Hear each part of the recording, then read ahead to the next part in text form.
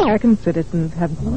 The FEMA plans to imprison American citizens have generated a lot of interest around the country in locating the potential prison camps throughout the country. These may be facilities currently being used as prisons, such as those you saw earlier, or prisons that are being built supposedly in the name of the war on drugs, or facilities that have other uses but which could be quickly used to detain large numbers of people, such as this Amtrak facility in Beech Grove, Indiana. We're standing now in the main parking lot, which doesn't look too sinister. At this level, it is a very large parking lot, fenced on all sides by fence topped by barbed wire. It also has these electronically operated turnstiles.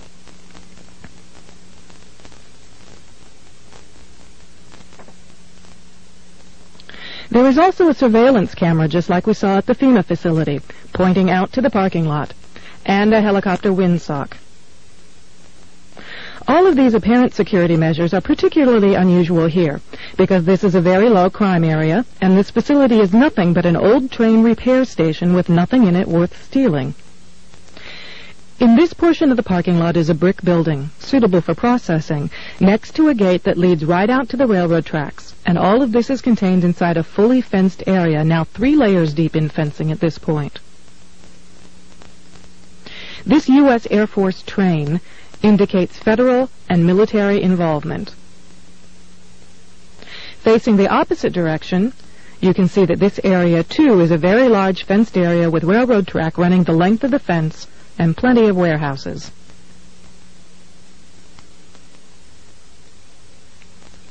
This facility was supposed to have closed in June of 1993, yet instead several $1 million in federal funds have been spent on supposed renovations over the past 2 years. Helicopter windsocks and markers are evident throughout the property. This small building is the only way into a particular fenced area. Inside this building, we see more of the motion-activated detectors, electronic turnstiles, and prison bars.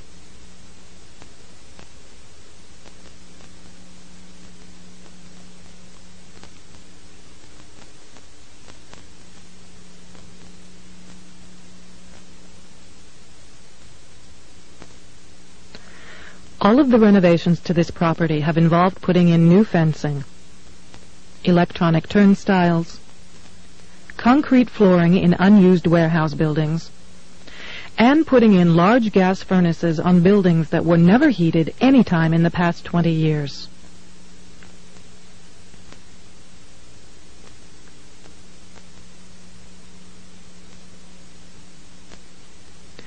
Outside this building is fencing and a cattle run section of fence, all topped by barbed wire, pointing inward, not to keep people out, but to keep people in. This was common throughout the facility, particularly the new fencing that had been erected.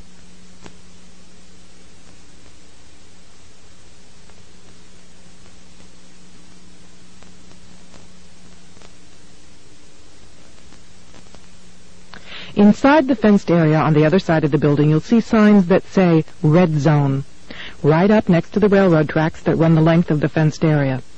Next to the Red Zone sign, you can see closely numbered markers on the fences that are too closely spaced to be parking markers, just as if they plan to have people line up to board the trains.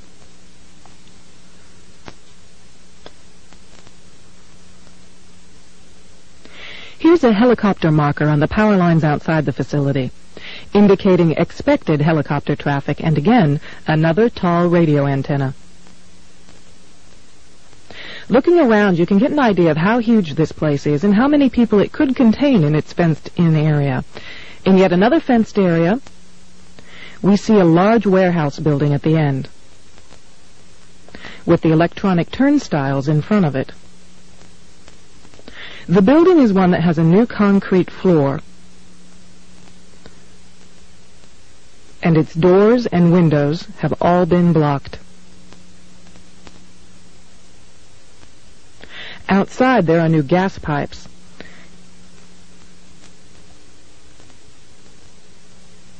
Even as we were filming, a black helicopter flew over us, observing what we were doing, which has happened many times when we have been at the facility.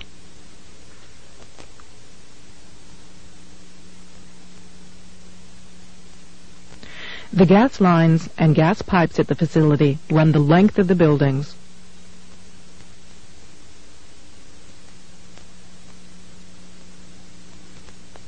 And come out at some very, very large, brand-new furnaces that have been installed at the buildings throughout the facility.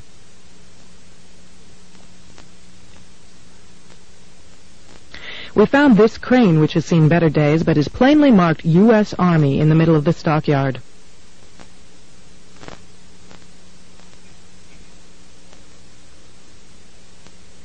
We found other fully working military trucks and equipment here at other times. Inside the facility, we found large fenced-in areas next to the railroad tracks marked green zone and blue zone, suitable for holding a lot of people. Many of the old warehouse buildings have had new concrete floors put into them.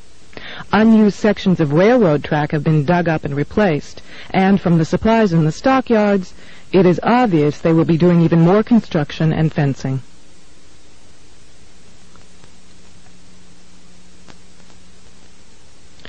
Senator Lugar of Indiana recently obtained more federal funding to renovate this facility, which is supposedly only for the repair of broken trains and where most of the buildings on the property haven't been used for years.